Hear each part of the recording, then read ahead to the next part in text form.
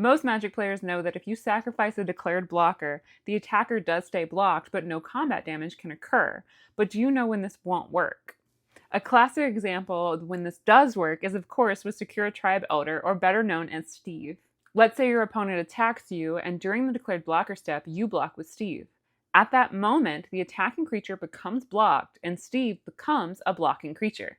But before combat damage, you sacrifice Steve and go fetch your land. When combat damage step begins, the attacking creature is still considered blocked. Removing the blocking creature does not change that, but there are no creatures to assign any damage to, so no combat damage can occur in this step. The same thing happens if you blink a blocker with a card like Cloud Shift. The blocker leaves the battlefield and returns as a new object.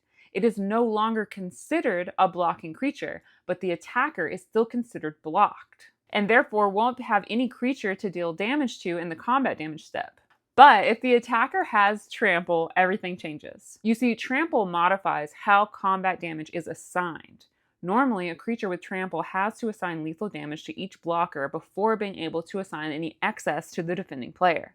So, in the same situation, but the attacker has trample, and Steve has been sacrificed after being declared as a blocker, in the combat damage step, trample changes how damage assignment happens, and looks to assign lethal to a blocker before assigning any to the defending player. It will see no blocker to assign lethal damage to, and the attacking player can assign full power of their creature to the defending player. The exact thing would happen if the blocker was blinked away.